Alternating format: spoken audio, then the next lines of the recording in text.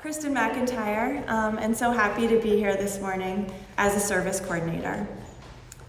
This morning we are very fortunate to have Chris Wood joining us to provide today's reflection. Over the last 40 years, Chris has started a host of impactful nonprofits in Vermont that have driven positive change for communities and bolstered social justice, economic development, and the arts.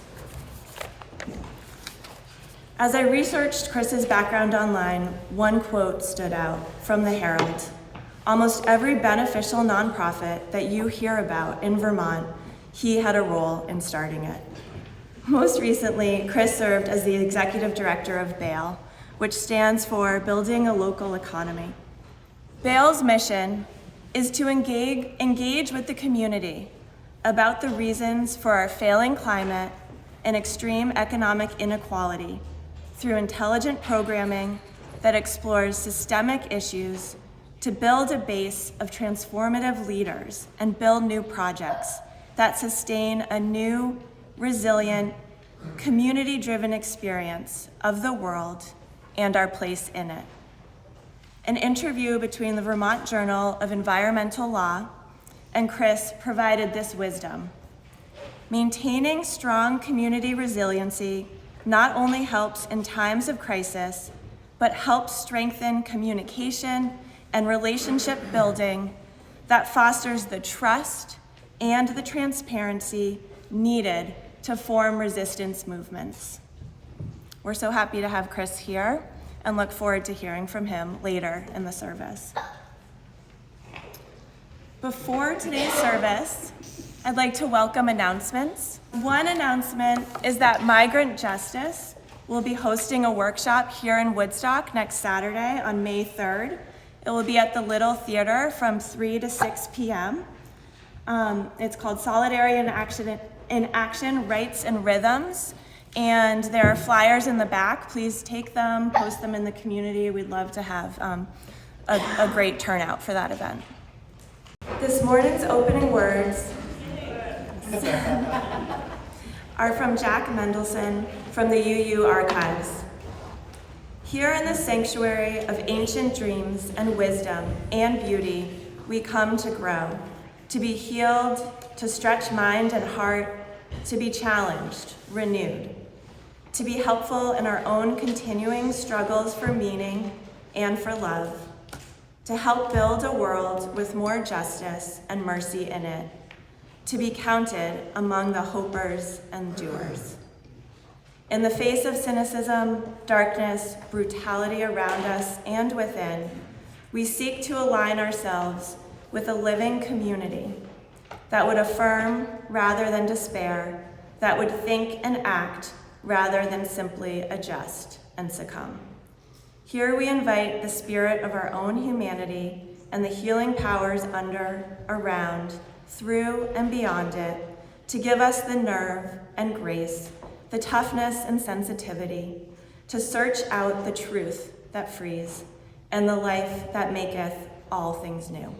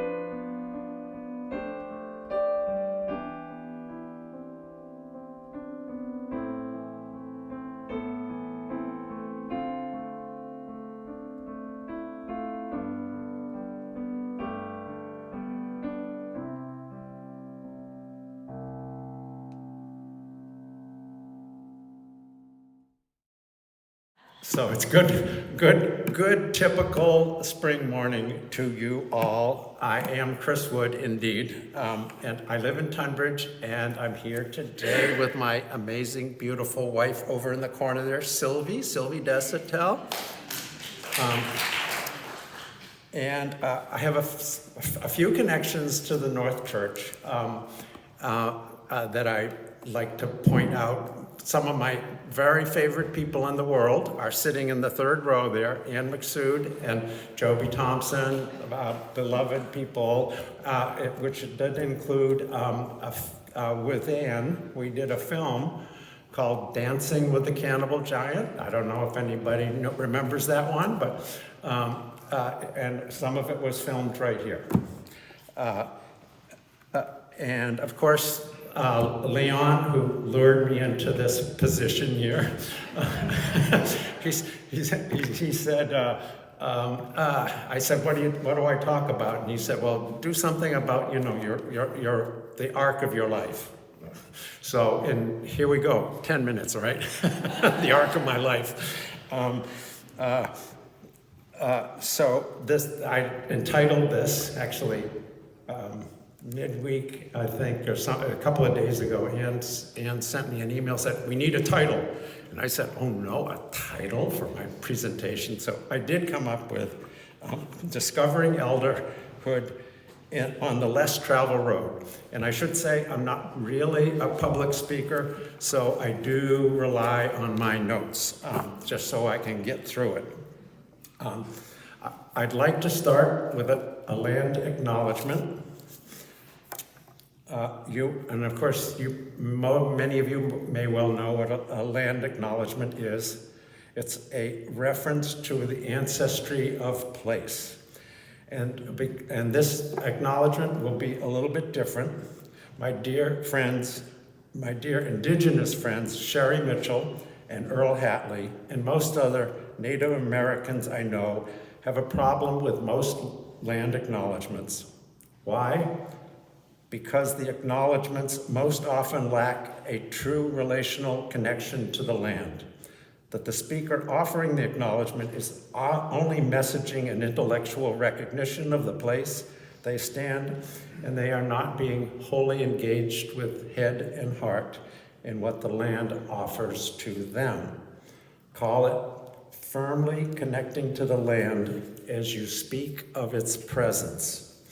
Sherry Mitchell, who is a little bit lower, so I'm not on my toes.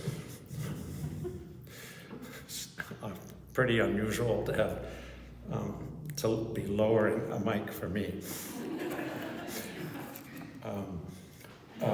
Sherry Mitchell, who is a Penobscot elder and one of the most important guides in my life, might just suggest that a land acknowledgement should directly be connected to a respectful action to the land or to the native peoples who have stewarded this land for something like 20 centuries. So here's my land acknowledgement. It starts with one particular ash tree, or as I refer to it, the emergence tree. That is my personal grounding space. More about the ash tree later. Then certainly, these early spring days call for my dutiful journeying up the woods trail for the collection of ramps, those wild leeks that are the first seasonal tastes of earthly nourishment, a recognition of the truth of our mother, the earth, that is providing for our human life and all life in symbiotic relationship. Gathering the ramps in early spring, I always try to make into a conscious ritual that recognizes the vital spiritual connection, although like many other busy human beings in modern culture, I do confess to distractions and the busyness that often interrupts the sacredness of the moment. My acknowledgement ends, at least for today, as a recognition of land as place and the shaper of the look and feel of a civilization, our civilization that so desperately fails to live up to the best of our humanity. This place of hills and rivers and millions of living things that actually shape our culture.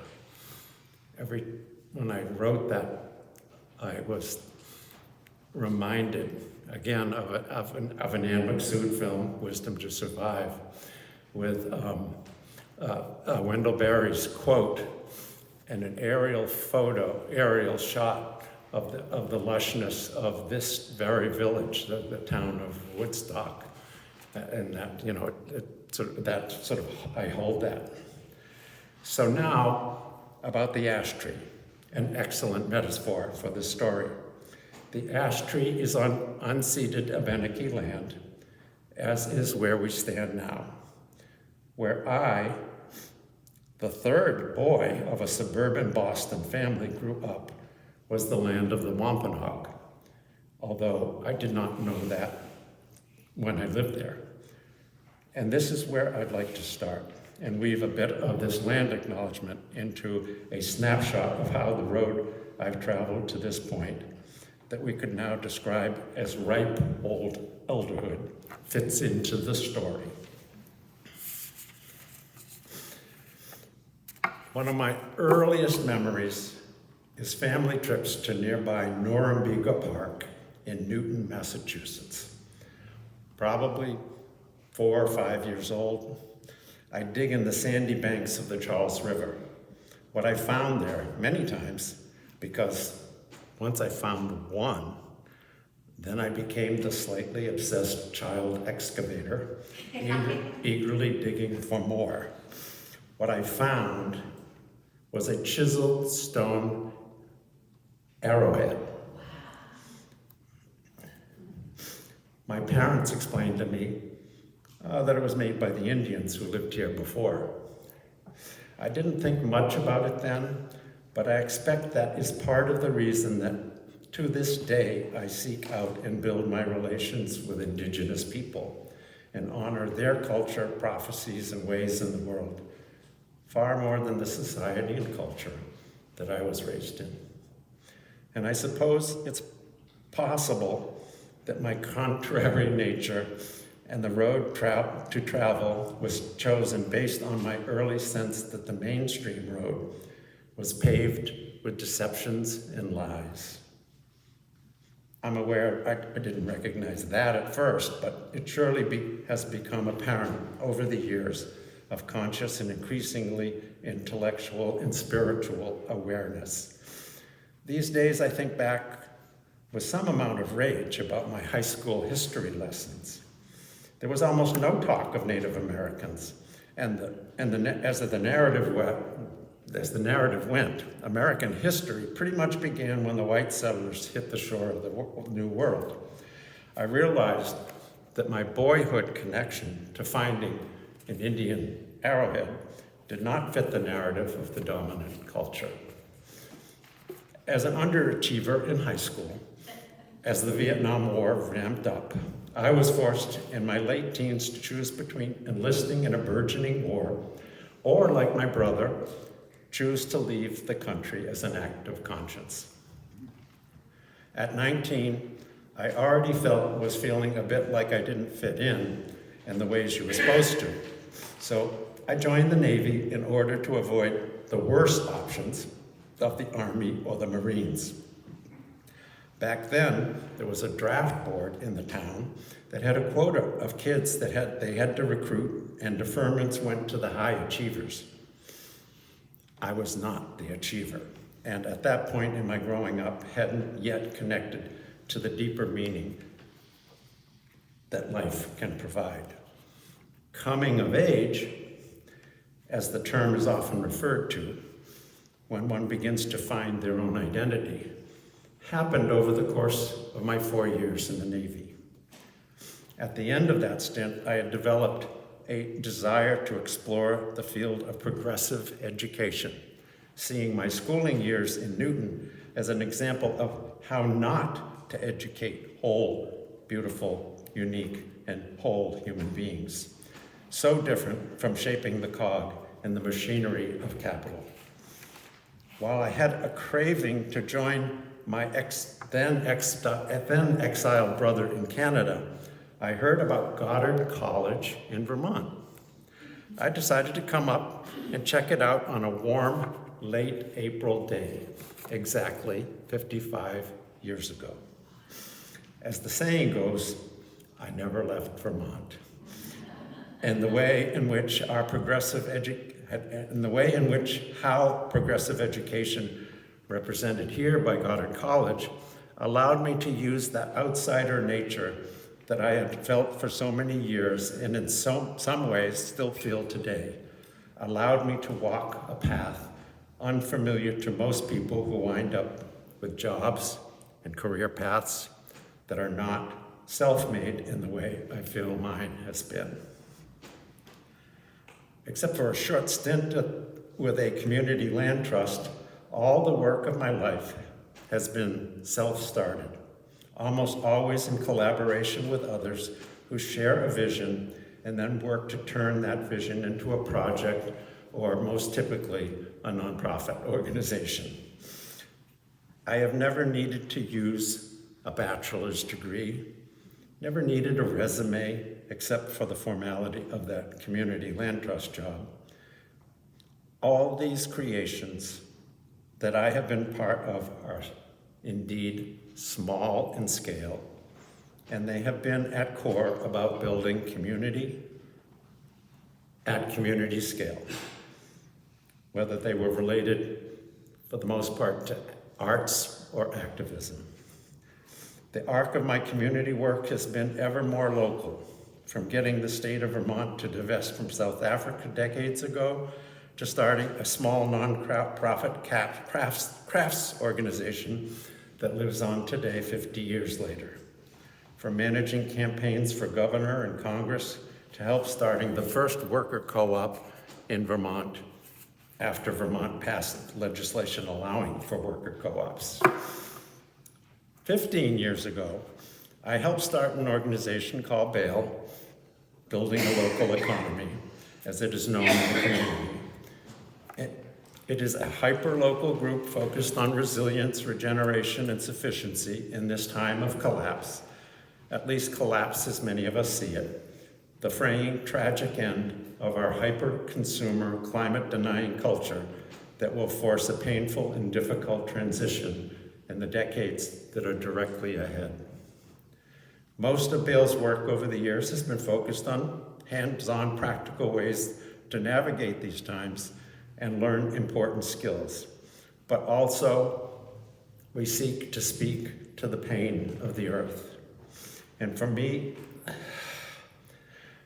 the responsibility to young people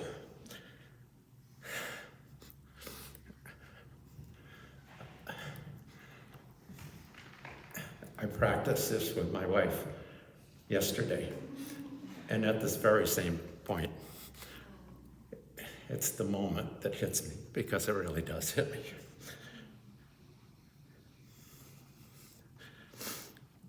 The responsibility of young people who surround my life.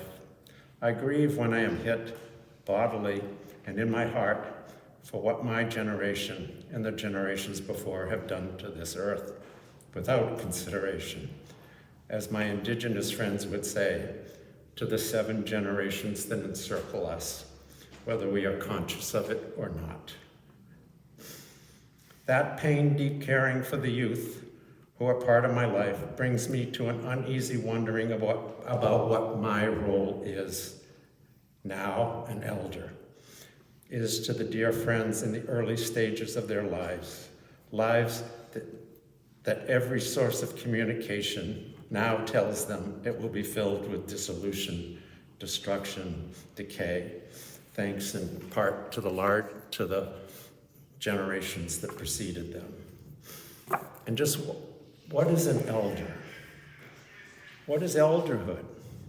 In a culture that really doesn't honor elderhood, the wisdom that one is presumed to have after so many years of experience of living on the earth, that for so many cultures is the passing of stories, practical living knowledge, and the meaning of life. I am still trying to find out what this is and what I might have to offer. I now again think of the ash tree. The tree is huge. It's 12 feet around, probably 200-300 years old. It too sits alone in a former pasture, now lightly wooded with small 20 to 40-year-old trees. It stands out like an aging artifact.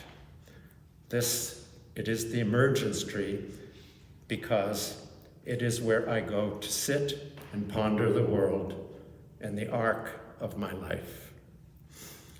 Because of a practice I learned from an online publication called Emergence Magazine, I also listen to what the tree has to say to me. And it listens to me. This stunning tree shows its signs of decay. Giant major branches have fallen, some decaying into the earth. One recent collapse still partially attached to the trunk. All seem a bit like me these days. The arthritis, the bad knees, the early stage cancer and aneurysm to watch. Despite this culture's frame of what being an elder should be like, this less traveled path confirmed by my conversations with this fellow traveler, the emergence tree, that has, like me, not taken the route of its ancestors, for the tree probably like furniture or somebody's house. I believe I know what my role as an elder is to the youth who I feel responsible to. And I'm learning that even this knowledge and effort requires new skills and practices, like the great ash tree that keeps sprouting new branches despite its overall progression toward a return to the soil. There is still so much to learn. Moshe Madawi is a friend of mine. Maybe I should have gone up and lit a candle, but I do want to honor and say free Moshe.